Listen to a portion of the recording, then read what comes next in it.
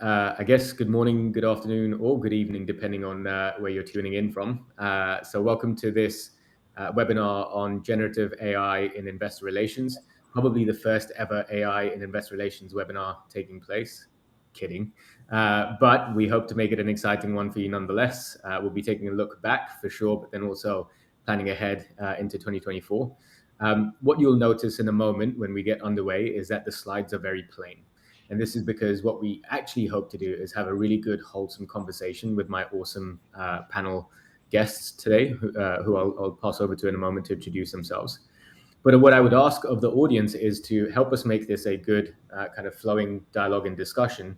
Please don't hesitate right from the very beginning to use the Q&A feature to drop in questions that you might have. We will take them as we go throughout the conversation. We'll also leave some time towards the end for any that we can't cover during the conversation.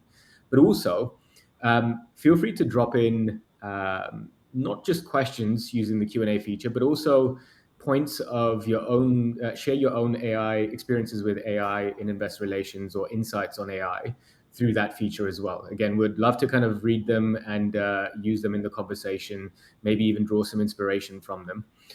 So yeah, just please do use that Q&A feature. And then what we'll do is we'll get underway. Now, I won't go through the agenda slide, but really it's quite simple. I'm going to go through the introductions and then we'll get the discussion going.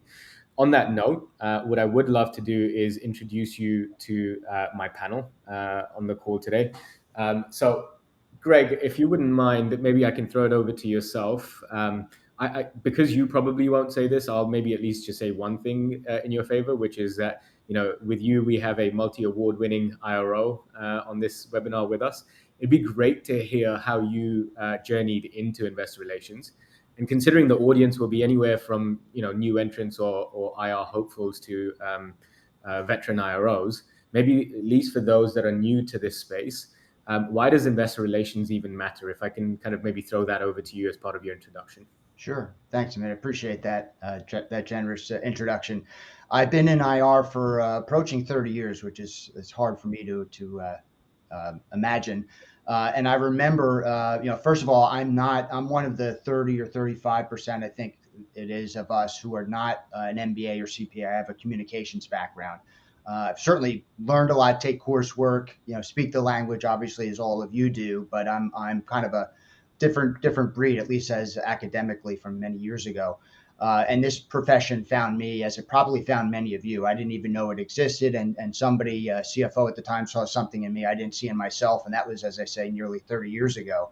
And I love the profession because it's so dynamic, which I think kind of leads into what we're talking about today. There's always something new to learn and to leverage. And this is just probably for me the most exciting opportunity as far as leveraging new techniques and technologies, obviously, that I've ever experienced in my career.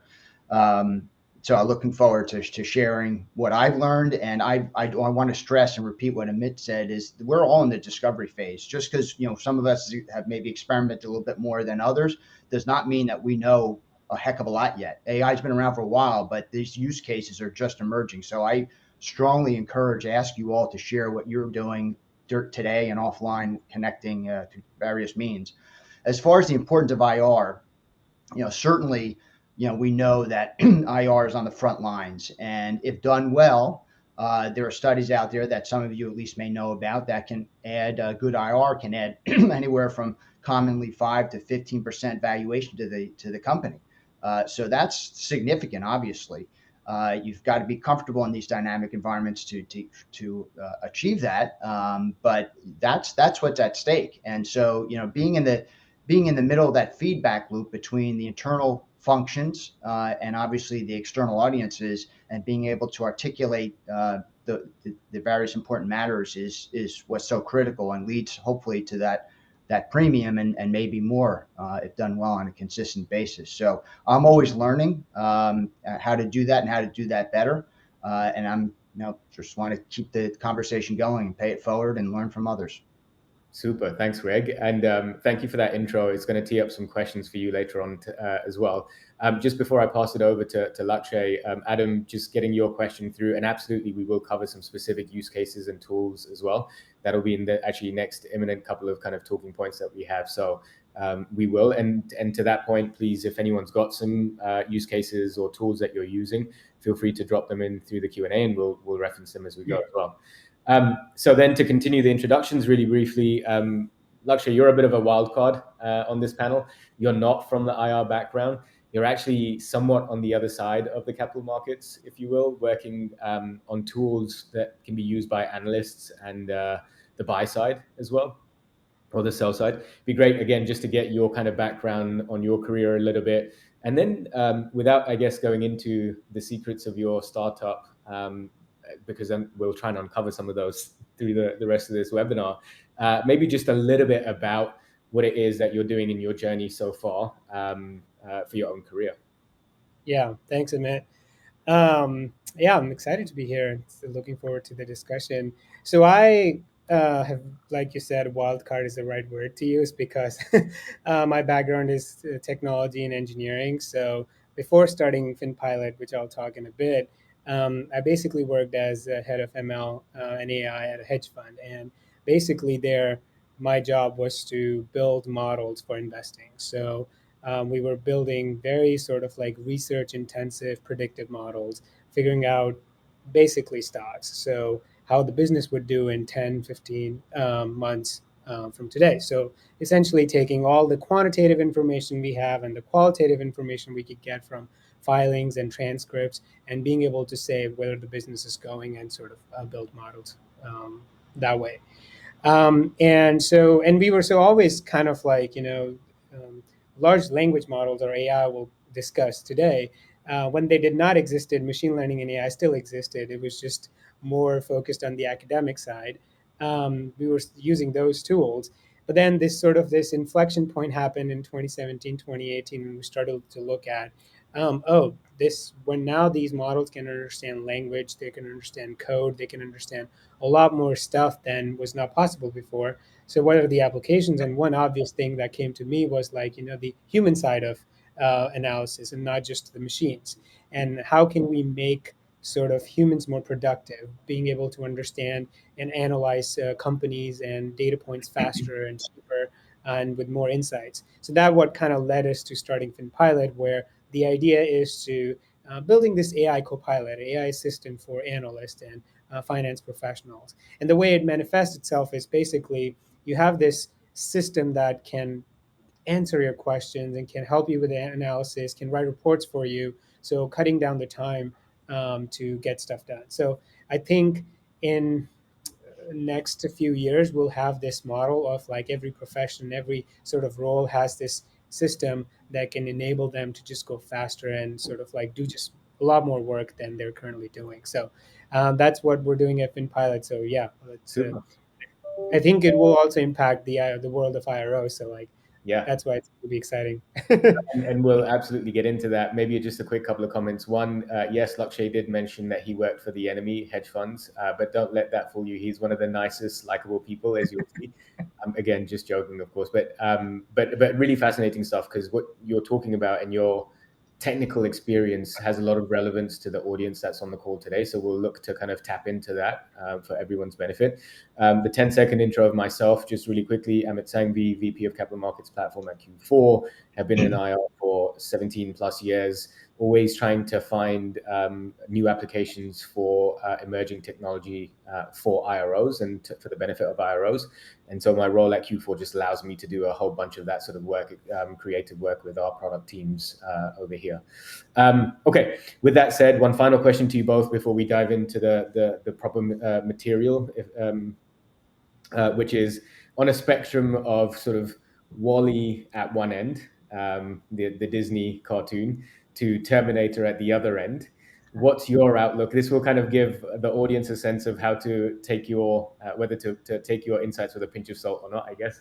Where do you sit on that spectrum in terms of the impact of AI on humanity?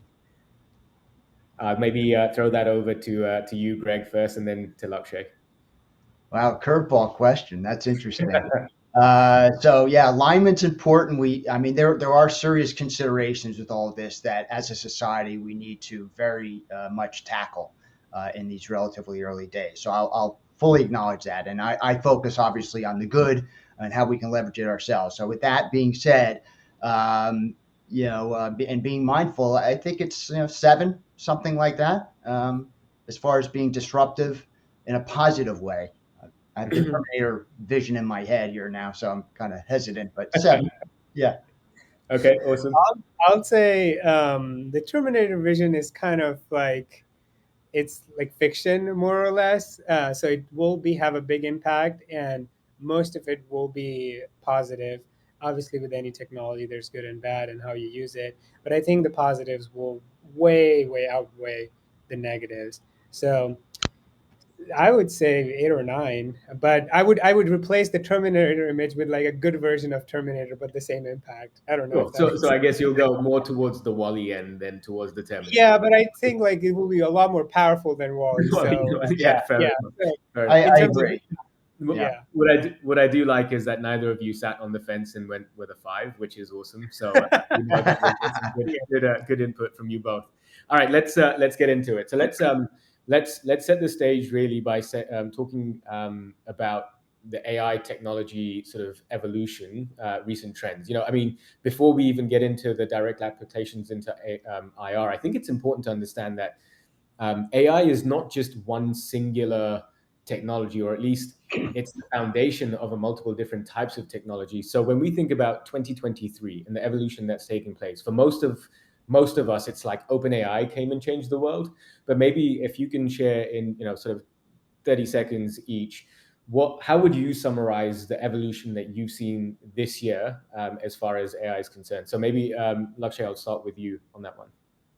yeah. I think so far it has been we've got this like a little bit of a taste of what's possible and where things could go. So it opened up a lot of the imagination, and what now has begun is sort of a lot of capital is going into these sort of ideas. So what I would expect, like what I've seen in 2023 and sort of like more in 2024, would be essentially this like productization of this technology. Like, okay, we've seen this a little bit of a taste and we know what is possible. Now, how do we make it useful? How do we kind of actually solve problems? So I think I will say we'll see more of that, and that has been the trend in 2023.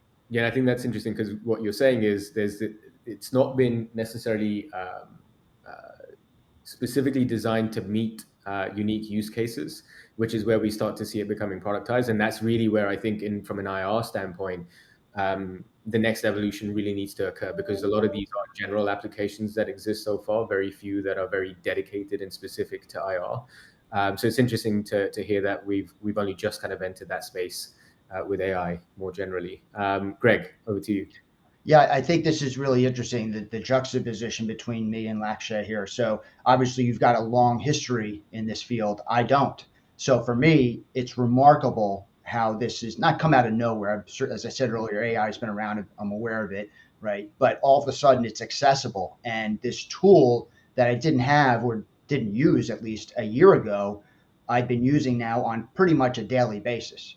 And while it's not customized, if you will, and that is coming, obviously, you're already starting to see that, leveraging it now, and this is a message I want to just make sure we get out there. I know there's concerns out there, privacy and all that, and they're real, but learn now, tinker, as I say to everybody, tinker now, because as these products come out, you don't want to wait for an end state. You want to learn and develop some skills now, so when those products come out there, you're the one driving. You're not deferring to somebody else. But I think the velocity of development here has been remarkable, and it's only speeding up. Yes, agreed. And Sam, thanks for your question. We're actually just going to get to that as the immediate next piece of conversation. Just as we do that, maybe I would categorize the trend thus far this year into almost sort of 3 or 4 different subgroups within AI. So you've got the generative AI in the form of chatbots, so you can have conversations and they can be as creative, imaginative, wide-ranging as your own imagination will allow. Then you have a kind of an evolution from chat AI to audio AI, essentially, and firms like HeyGen I don't know if the audience here has heard of them. HEYGEN, I think, are really fascinating, where they can actually take any piece of audio and translate whatever you're saying in your own voice and sync the video with your kind of lips moving to a completely different language saying the exact same message, which I think is absolutely fascinating. Then there are things like, so you can also then extrapolate from that into video AI, and then CoPilot to help you be more productive within your tools, whether they be Microsoft tools or if you're using the G Suite of tools. These are some of the areas where just without even having IR specific tools, you could start leveraging certain things that exist out there to enhance or augment the way that you are running your program. So let's, on that note, actually talk about some specific use cases, some practical use cases for IR. And here, as we get into it, it would be really good to talk not just generally, but specific use cases. I'd love for our audience to hear specific use cases that you've already started to adopt AI for, and then how you're doing it. So maybe let's start with you, Gregg, maybe on this one. You are actually an individual that's doing more than just talking the talk. I know through my conversations with you that actually you've possibly pushed the envelope way further than most IRO, certainly any IRO that I've personally spoken to, in terms of leveraging AI within your IR program. So maybe start with a slightly straightforward question of what are the most common use cases that you've heard of for IR through your conversations with others, and that you've also considered for yourself? And then part B of that is, can you give us an example of maybe one or two of those use cases where you've actually then turned ideas into action, and maybe, without, I guess, getting too deep and too technical, how as well? Sure. Yep, I'll try to be quick, and I'll cover three quick use cases. The one that everybody talks about and is powerful is summarizing. So we all get a whole bunch of information coming at us, sell side reports, all kinds of things, right? And we can't always take the time to read through them completely. And sometimes they are important. You want to at least have a strong familiarity, to say the least, with certain pieces of content. So using these tools to summarize the content, first thing in the morning, for example, can be hugely helpful and surface things that you might not have had an opportunity to do yourself earlier. Providing different perspectives when you're looking at source material. So we're all trained and have our own perspectives. We're trained to kind of assume other perspectives and personas, if you will, which is a kind of a technical, somewhat more technical term in this context. But if you can summarize or read or digest some of this material from a different perspective entirely, have that tool act as an expert in a particular area from a different perspective, it's very helpful. Again, it's not, and I say this often too, as subject matter experts in our fields, I have yet to get an aha moment through using these tools, but I get a lot of nuanced information that informs my thinking and has been hugely helpful as I do various different things. And then finally, and logically, the next stage where this is going is earnings prep, ESG prep. I'm on the front end of that right now. I haven't done a heck of a lot of that now, but anticipating, incoming and how messages may be received. With hedge funds, we know it's already been kind of stated, right? They're way ahead on some of this technical application here. It's our responsibility to know that and to intercept opportunities, not just with hedge funds, but with everybody. And so summarizing different perspectives and preparation around key, strategic projects that we're responsible for are at a high level what I've been doing. I'll stop there for a moment because I don't want to consume too much time. Can I have a quick question for Gregg. Like when you said, like, what would be the aha moment for you currently? Like if you could. Oh, if I was Yeah. to wave a wand and have an aha Yeah. moment. Yeah. Yeah, that's a great question. I'm trying to think. It is perhaps maybe in an earnings prep perspective. It is we all follow dozens of companies at least, right? And through that context, using these tools as we prepare ourselves for what we're about to disclose, do I get an aha reveal of, oh, I didn't expect that would be a question that people might ask me. Now, fortunately, I haven't had that, because we're paid to anticipate most of those. But I have had slightly different perspectives of an angle, or an angle of a perspective, if you will. So it's a great question, and I think I'll know it when I see it. Is probably the fairest answer. Yeah. It maybe still sticking with you just for a moment before I turn to you, Lakshay. Sticking with you, Gregg. Can you pick one of those that you shared as like the ideal use cases? Because I'm reading through some of the things coming through in Q&A as well, and most of them are. It feels like, when somebody knows how they could leverage something, what they could use it for, but actually doesn't know how to get started. It's that initial barrier to getting started, whether that barrier is related to getting buy-in from internal stakeholders, or actually just knowing what's the first step in deploying the technology for my one specific use case. Can you pick one of your use cases and maybe help us understand how you went from thought to actual action? Sure. How about ESG? ESG happens to be one of the earlier use cases.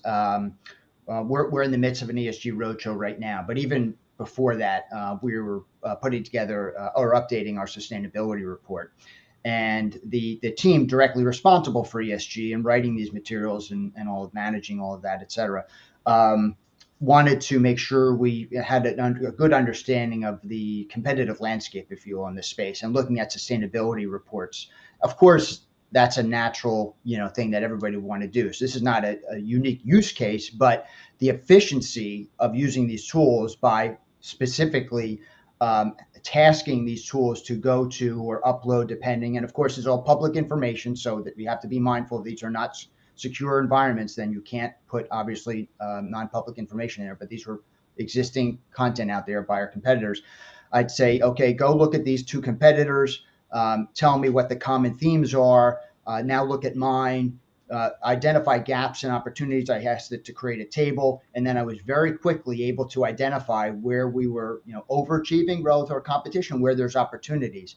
And then, when I did a readout with my ESG professionals, I told them, I said, I was still learning a little bit about these tools and how to use them effectively. And I said, I don't love the outputs here, but I want to go through it because, I committed to it. And we went through it, and I, did the readout. And at the end, the individual said, you know what, you touched on something that we were talking about internally that we kind of maybe not dismissed, but we deprioritized. Now I realize that maybe we should not have deprioritized that. And the next, we're going to go back and we're going to change that. So it's a good example of, I'm not necessarily the subject matter expert in ESG. I have responsibilities around it, but they have the daily responsibility. But we were able to relatively quickly, get through all of this and surface something that was ultimately very important to these individuals. Well, I think one thing that I want to pick up on, and then one final question for you on this, a very brief one, but the one thing I want to pick up on is the idea here is, when we think about the investor relations role, and we do a lot of kind of studying of the role and the evolution of the role. Q4 itself works with 2,500 plus companies whose IR programs we touch in some ways. What's abundantly clear is that a trend that hasn't changed is IR is expected to be an expert on more and more things.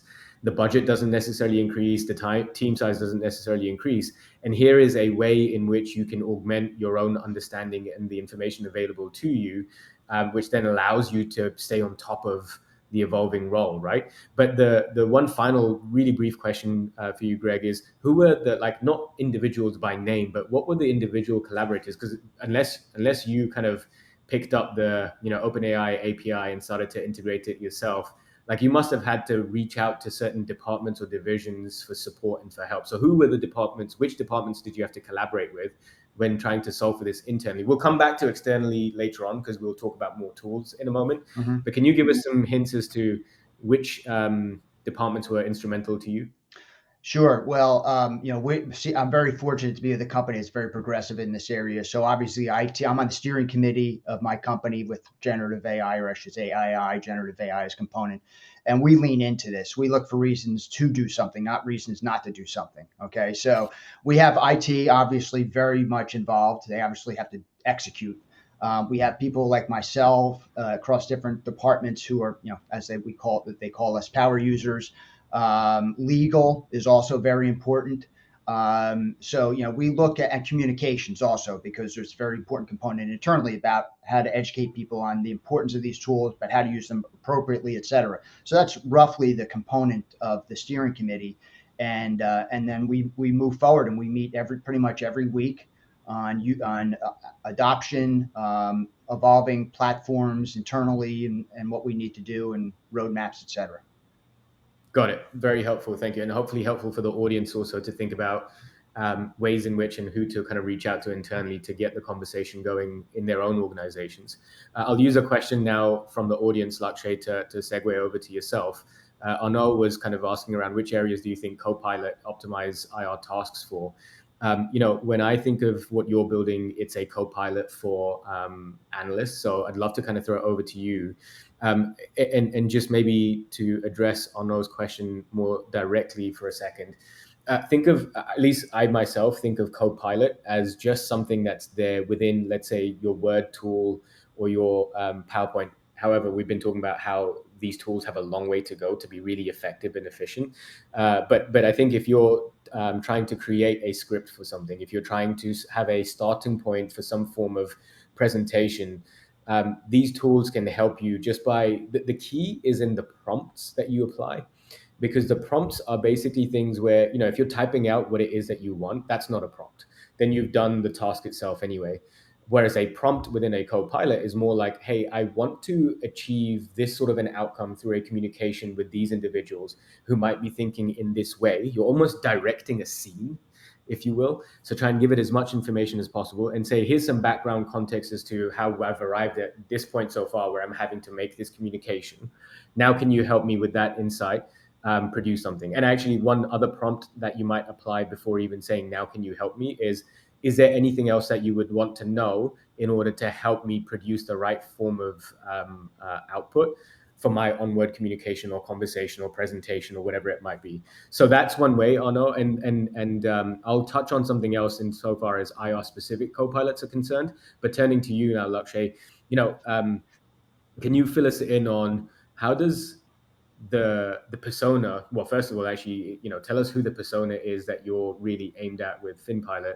What are the use cases that they are coming to you with, whether you're solving for those now or not?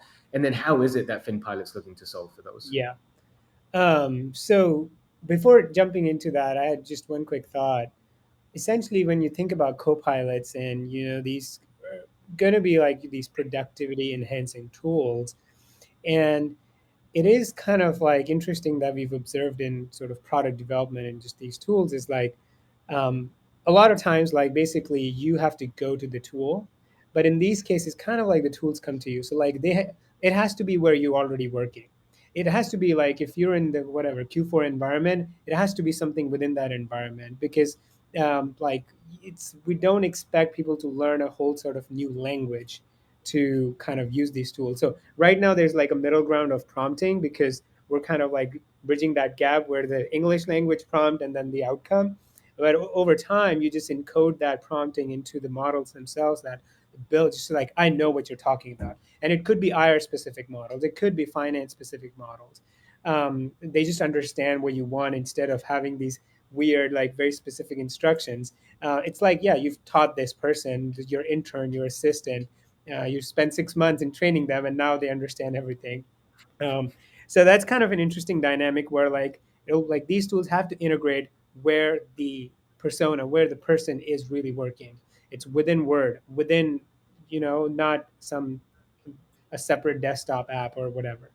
Yeah. Having said that, I think so. Finpilot is kind of focused on this analyst type of like fundamental analysts, equity research analysts. And if you think about the way I like to visualize it, if they had an assistant, a human assistant that they've hired, and they're kind of, over this course of 3 to 6 months, they're teaching them, hey, this is how I like to do things. This is what I mean when I'm analyzing a company. This is what ESG means for us. This is how we talk to IR professionals. This is how we prepare for our meetings with the companies.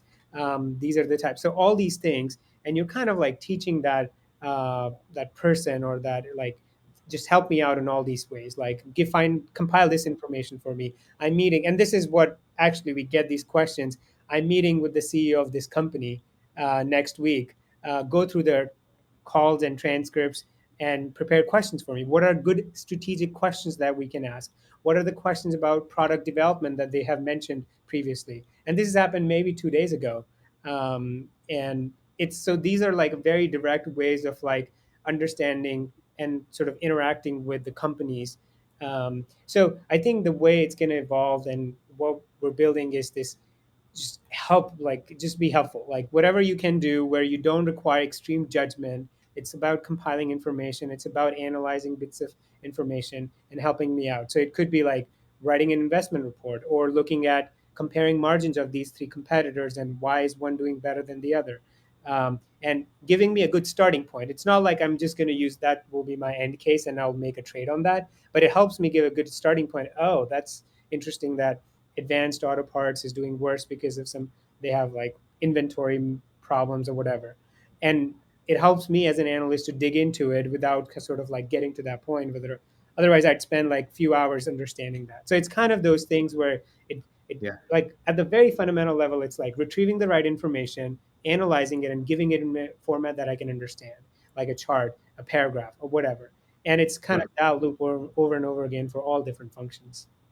It's You hit fascinating. an important point, I think. These tools are not the be all end all.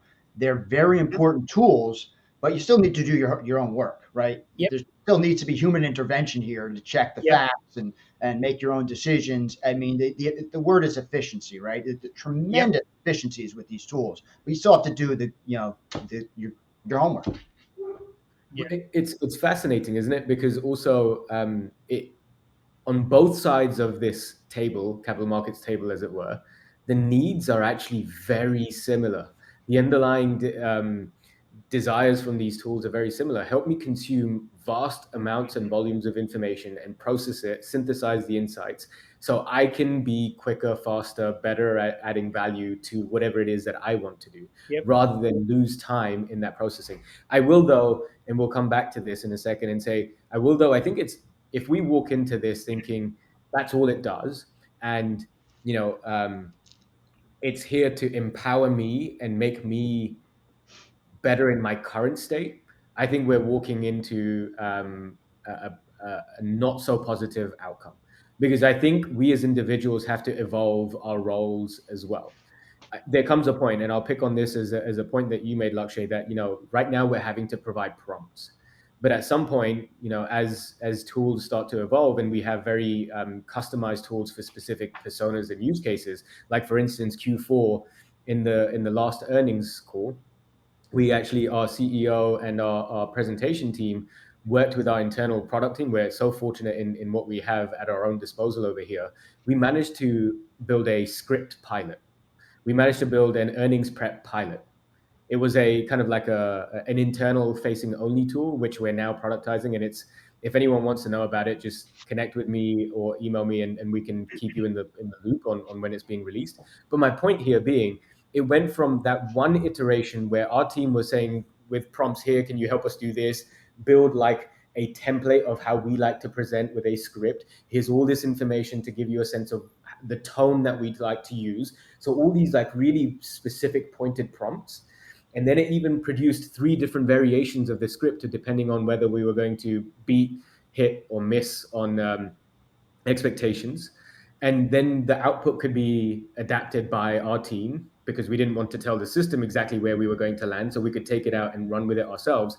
But from that, we've now been able to build something where you don't need the prompts. Right. The prompts exist, and actually it just asks you in your environment, when you're already in the Q4 platform, here, provide me with links to this sort of information or access to this sort of information. Once I have that, I already know what to do with it. I'm Yeah. going to give you the output. I'll just So all these yeah. things, yeah, I was just going to say, all these things start to push the boundaries of where human value begins and ends versus systems. but that's okay. Like, I think if Yeah. we know that, then we can adapt to it and Yeah. kind of iterate from where we are today. Sorry, Lakshay, go ahead. You were going to Yeah, add I was something. just saying I was talking to these analysts, just part of like learning about them, and like even without me sort of like explaining how AI can help, they had some internal model of like how it can help. And the way people frame it without me trying to like explain it is like, hey, in any work, at least if you take an analyst work, there's a bunch of things that I have to do, but it's not like that's not the value that I add.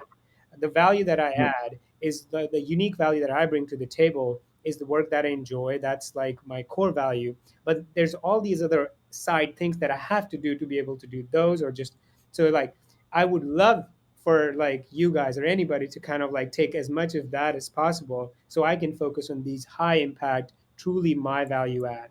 And that's what I think AI will enable. It's like you can just sort of like offload or like not completely offload, but like help with these other things that you know are not your true kind of like your focus zone or like your clearly just your unique proposition, Yes. and just enables you to focus and just accelerate so much like faster, Yeah. and that's our hope to like this tools. That should be our hope, like it's augmenting humans and not kind of like uh, sort of going against them is like, oh, now the AI has done all the work. I don't think we will ever get that to that point because these tools are as smart as they sound like they're still dumb. They're very limited scope. And that's why we don't have self-driving cars yet, like as much as we've liked to believe for 15 years. Well, so we're going to challenge some of that thinking in a second as we get to the next segment of this conversation and looking ahead. I'm going to break this part down into two sub parts, if you will, when we're looking ahead. There's the one on challenging really, how much will we be forced to think about our purpose, our goals, our value add, because of the tools and things that are coming down the pipe from through AI innovation. So we'll talk about that. But before we get to that, the other part of this, which I want to touch on, is gaming the system. What I mean by that is a lot of the conversation that we've had so far has focused on this data processing um, and insights from it, contextual insights. And it's also centered specifically around information or data coming out of, let's say, earnings calls or results calls, right? Presentations that are put out, but then the scripts, the Q&A that takes place during an earnings event. And it's pretty obvious that on the one hand, leading into an earnings call, IR teams are trying to prepare using what's already out there through peer earnings or historical earnings and Q&As to figure out, okay, what should my management team expect in the way of questions? What can we actually preempt and address through the presentation? But then what questions do we not want to openly talk about or address? But if they come, we need to be prepared to be able to answer. So there's that type of preparation work that happens. And then on the flip side, on your side of the table, Lakshay, we've got okay, well, how did that conversation or how did that presentation go? What do we have? What can we learn from it? Which, there's simple things like how many times was a negative connotation word used, because then we're going to trade just purely off of that, and all these sorts of things that happen, right? Gaming the system. So it's clear that machines pick up the transcript as soon as it comes out and process it. What control do we have then? Like, Gregg, your team goes out and does a presentation. That then transcript comes out and it's immediately consumed by a machine and processed. And then, like, somebody's acting off of those insights. Have we lost control as an IR team? And maybe I'll start with you, actually, Lakshay, on this one, just from like a technical standpoint. Yeah. Have we lost control in that scenario? It's like, okay, well, you better beware and almost turn into a machine yourself and be careful which word you use, how many times you use it, Yeah. what your tone is in your voice. Like, help us out here. How do Yeah. we retain I think control? it's a very, very good question and a topic to think about. Like, even so, let's say, let's go back just a little bit before this sort of large language models, like invention of like understanding these like long documents and really. So before what happened, and this was kind of like in the hedge funds and like more like quantitative funds, like and Bloomberg and these places would do is they would do sentiment analysis. So they would go through a transcript, they would go to like sort of out writings from management and kind of like understand what's the sentiment, positive, negative, neutral on different topics and competition stuff. And so they would kind of use that as like part of their inputs in the models or just analyzing But it was like if you're looking at a portfolio of 1,000 companies, it's helpful then there. But if you're like a fundamental analyst looking at 5 companies, you kind of like making your own judgments. So my point is like the scope of that was limited because you're just in a very narrow sense. But now I think because the advent and the accessibility of these tools has kind of like gone very broad, this enables everybody to get a sense of like that. So it goes beyond just sentiment, positive, negative, neutral, to like more nuanced take. Like, hey, like like people can look at this. Management has talked about this topic for the last 4 quarters, and they suddenly stopped now, or they've been looking at, but they've been talking about this project, but now like the update is like they missed on the update. So it's not like a quarterly number, but it's something like that. And it's like this. There's been this, so it you can do a more nuanced take, but at scale. So how does this affect is essentially as soon as these documents come out, machines are sort of ingesting and like picking out insights, picking out information, comparing to competitors almost instantaneously, right?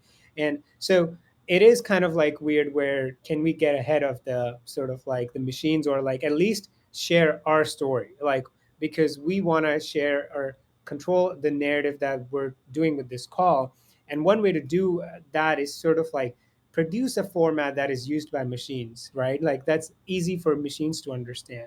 For example, if you give a document, and a lot of Gregg mentioned summarizing. Now, how do you figure out what the AI is summarizing, what's important and what's not, right? Like that's not an easy thing because it may pick out a question an analyst asked and just hone on in that. So, one way, and this is kind of more practical sort of like guideline in that sense, like maybe produce your own transcript. Don't let third parties do it. Produce your own transcript, give subheadings, titles, maybe give a summary, like highlight things that you want to highlight and create separate headings. So like it's easier for the machine to understand, oh, this might be important because they talk about it as a separate section.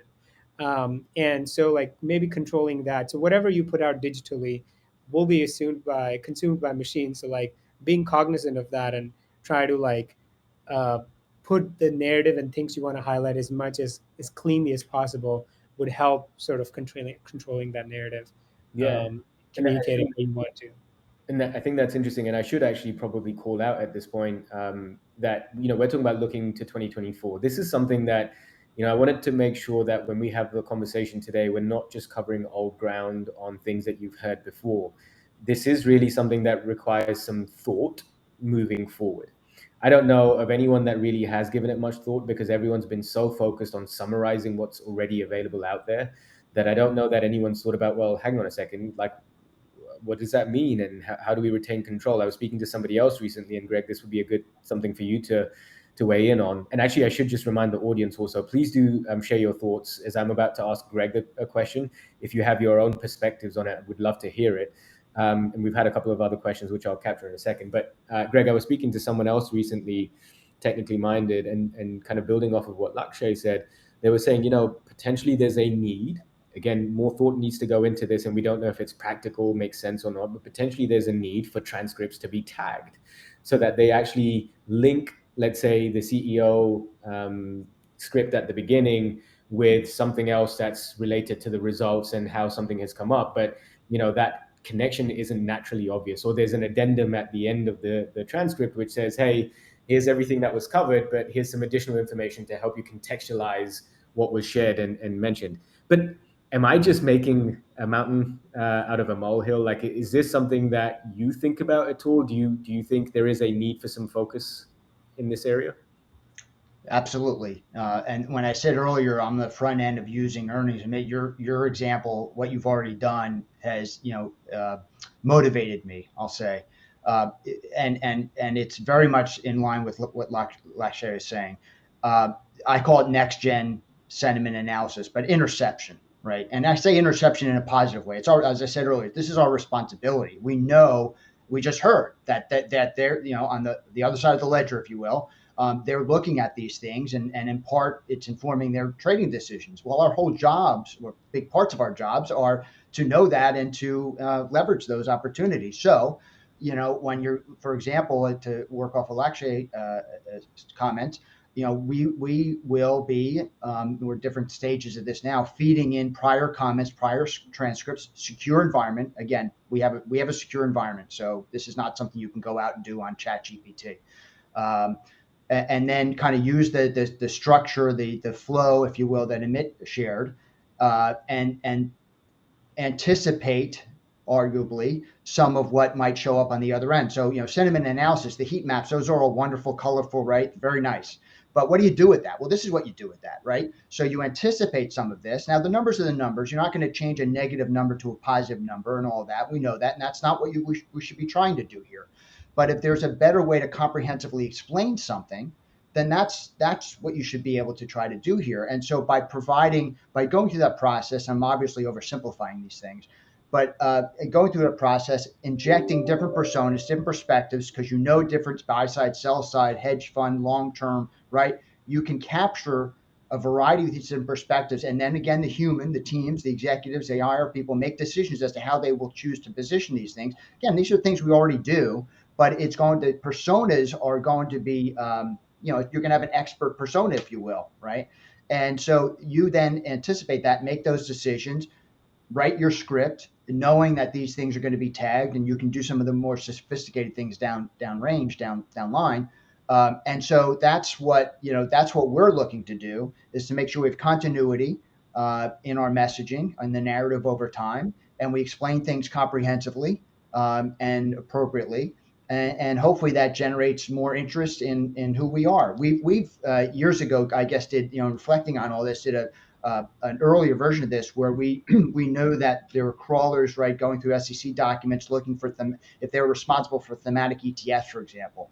For us, it would be like 5G, we're a communications equipment company. So we made sure that our language in our SEC filings was consistent with what we expected the legends, if you will, the nomenclature to be that was programmed in these algorithms.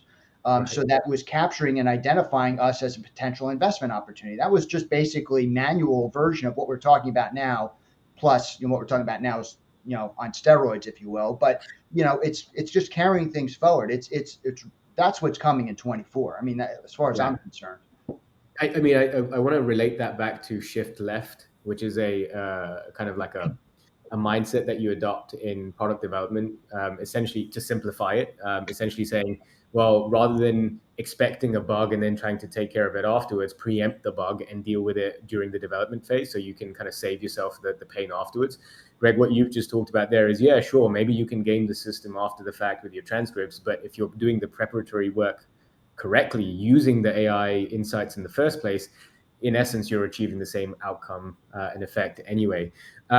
So we'll maybe hold on that point there. I'll call out that in about 5 minutes, we'll open up the Q&A for questions. So do start to put those in. They can be related to the conversation we've had so far, or just more kind of broadly related to AI and IR with things that we haven't covered as yet. Please don't hesitate to put those in. There are a handful of questions that I'll kind of circle back to that I have seen coming in, but we haven't addressed already. What I want to do before we open up the Q&A is get even more creative, but with things that we already know that are coming down the pipe. So, whoever wants to go first in a second, what are some of the tools that are now already coming out? And I'm going to widen the aperture by saying, up until now, we've been talking about all these software-based solutions, but I think there are also hardware-based solutions. And for me, that's the big, if I was to make one bet for 2024 around what's going to have the biggest impact, is that we're going to see massive innovation in portable devices that are powered by AI that will have an impact on the IR profession as well. And then there are also software things. Now, I know there are certain things that I'm excited about, like for instance, or at least intrigued about. There's a startup called Markets EQ, for example, that is coming up with tonal analysis to try and see, or not see, but it will drive insights on the emotional and psychological state of your presentation team. That's taking it, lifting it from kind of words to, is my voice fluctuating? What kind of umming and ahhing am I doing? Like all those sorts of things, which I find fascinating, the deployment of that, by the likes of hedge funds and investors in the investment world, I think is fascinating. And in the past, previously, at least, these sorts of innovations are first adopted on that side of the table as opposed to this side of the table. But I think there's now an awareness in the IR community that says, well, that doesn't have to be the case. Why can't we be the first ones to actually leverage these new solutions? So whoever wants to dive in first, Lakshay, Gregg, and again to the audience, what are some of the new softwares or hardware tools that you think are really interesting that you might be keeping an eye on? I'll take a moment. Obviously, I've said it twice. I'll say it again. Security. We have enterprise versions coming out, so I think that's going to be critical for those who are more hesitant. Although again, I have my view on that. Use things responsibly, and then when these secure environments come out, that's going to be important.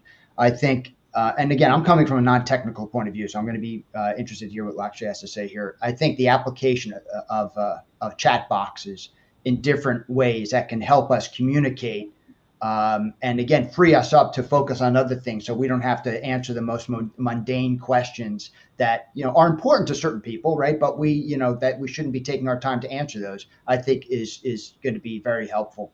So I'll stop there because I think Lakshay has a lot more to add. But I'm just looking forward to seeing what they are so we can start to play with them. Yeah, I think it's very good question because we're so early, right? There's no Excel version of this and like these like technology. There's no like something we can all just like, oh yeah, I understand that. So we're all kind of racing towards building all those tools. Like Finpilot is one of them. Like, and there's just like in every vertical, there's for medicine, there's for law, there's for like every sort of like domain. You're kind of racing for that specific persona, for that specific industry. So I don't know if there's like a mature tool that we can we can just go use. Like we're all kind of racing to build those and understand those. What I will say is this idea about like kind of like Gregg's point, like they have like not like more important, but stuff that their like time is more better spent versus like asking some like like very basic question.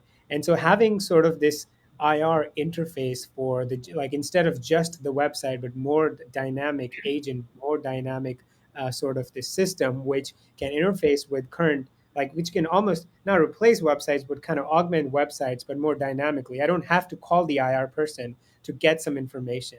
Can I just ask this? And I hope this is the hope that when we hear chatbot, our immediate sort of like mind goes to this like customer support and they never understand. It's just frustrating experience. I hope that goes away, or maybe we find a new term, because that's what should happen with the technology and capability, that we're not like, no, to talk to give me to person, or like Yes. that kind of thing. Like, we don't want to like everybody's kind of like, oh, another chatbot. So I hope we kind of like from PR perspective or something just kind of move Find a new name.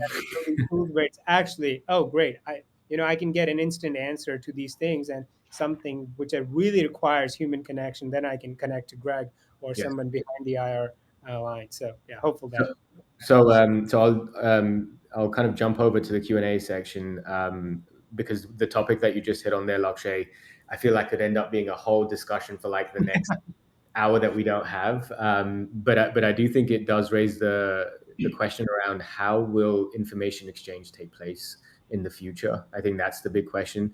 And the one other thing that I'll just call out for the audience to watch out for, especially if you're based in the US, and I'm very jealous of those of you that are, because there was a launch of something called an AI pin by a company called Humane, which I think is absolutely fascinating. Now, we don't have much time on this call right now for me to kind of share much about it. So all I would say is look it up, HUMANE, and they released something called AI pin. And I think that has profound potential for how information gets exchanged between humans, but also between machines as well, and how tasks are carried out.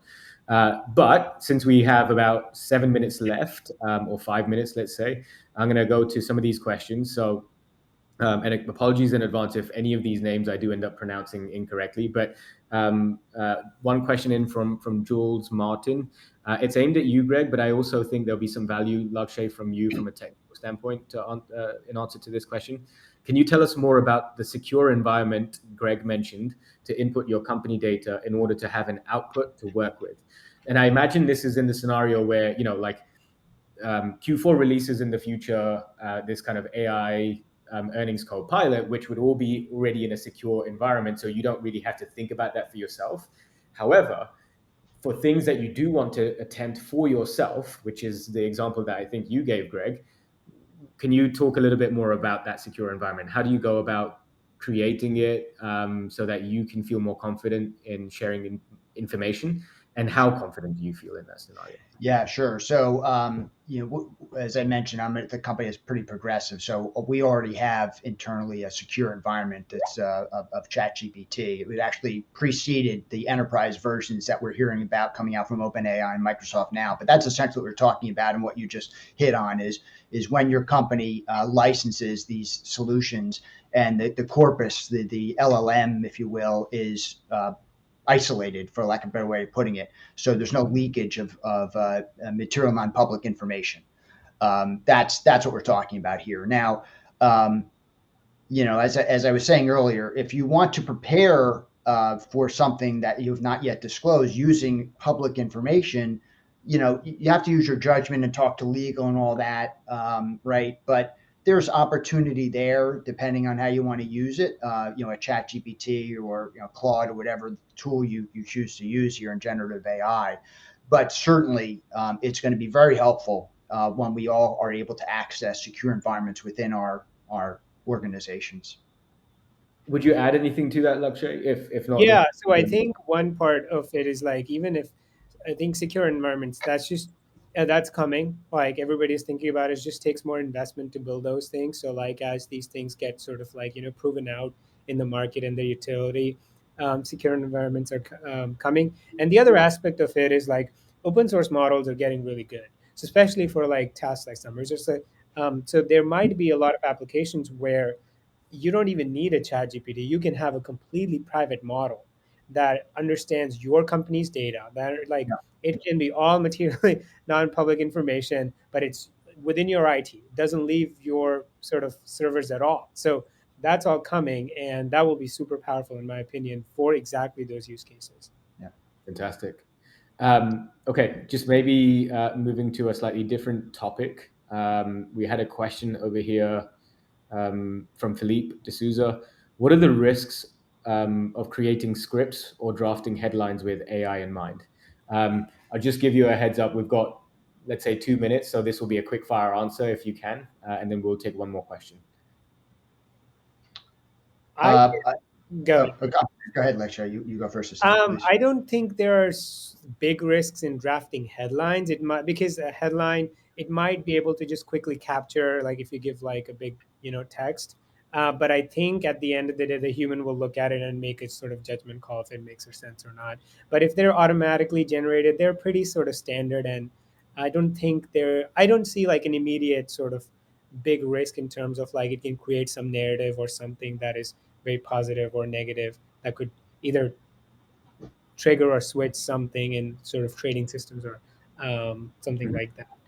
Because they're pretty, like, especially if you use it for that purpose, it might be like a tamer version of just sort of like summarizing that information in one line. So Great. That's essentially where I was going to go. So yeah, we can. Okay. All right. And so just because we've only got 2 minutes, I'll take the last question. Actually, maybe just to add on the headlines and scripting point of view, I think you can do a lot. And again, feel free to reach out to connect, certainly with myself or Gregg, because I know from a scripting standpoint, we've talked and done a lot in this area. So if anyone's got questions, Philippe, if you want to follow up, we can give you some ideas on how to do it so you don't run the risk of giving material non-public information away, but yet get useful output to build from. And then the last question that I'll just quickly cover before rounding up is, do you think AI will be able to do non-logical tasks? Absolutely, yes. Both in terms of creative tasks, strategic thinking tasks. These are things that there are tools out there that are already able to do them. There are also tools out there that can create. We were just talking before this webinar started. we're talking months, not years, before you can have like 10 minutes of a movie trailer created by AI through text prompting. So a lot of that is absolutely already possible today. Again, just feel free to reach out to any one of us. And on that note, I'll wrap by saying thank you so much to my panel, Lakshay and Gregg. There's never enough time to have these kind of conversations, but this has been really enlightening, but also just we've been pushing the boundaries, I think, on this conversation beyond just the typical use cases. So I really appreciate your input and thoughts there. More conversations to come for sure. The audience, absolutely, please do reach out after this call by LinkedIn, or by email. If you have our emails to any one of us, we'd be happy to continue the conversation. I know we would actually welcome those conversations. And thank you, Q4, for arranging this webinar on a topic that we know continues to be top of mind for everyone. So thanks again, everyone, and we'll see you on the next one. Thank you. Thanks. It was fun.